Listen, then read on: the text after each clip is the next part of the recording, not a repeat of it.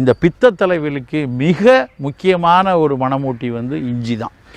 இஞ்சி இருந்தால் பித்த தலைவலியை முழுமையாக வெல்லக்கூடிய வாய்ப்பு உண்டு. என்ன செய்யலாம் நம்ம வீட்டில்? சரி, எனக்கு பித்த தலைவலி வந்துருச்சு, ஒரு பக்கம் அதற்கான மருத்துவம் பார்க்கிறேன், அதுக்கான ஒரு தைலங்கள் கொடுத்துருக்காங்க, அதை தலைக்கு தேய்ச்சி குளிக்கிறேன், என்ன மருந்துகள், அது நவீன மருந்தோ சித்த மருந்தோ ஏதோ கொடுக்குறாங்க, அதை சாப்பிட்டுட்டு இருக்கிறோம். அதோடு நிறுத்தி விடக்கூடாது. தினம் தினம் அவர்கள் வந்து இஞ்சியை ஏதாவது ஒரு வகையில் சேர்த்துக்கொள்ளணும். முன்னாடிலாம் வந்து வாரத்துக்கு ஒருக்க வீட்டில் இஞ்சி தட்டி இஞ்சி சாறு கொடுப்பாங்க. இன்றைக்கு அந்த பழக்கம் குறைஞ்சிட்டே வருது.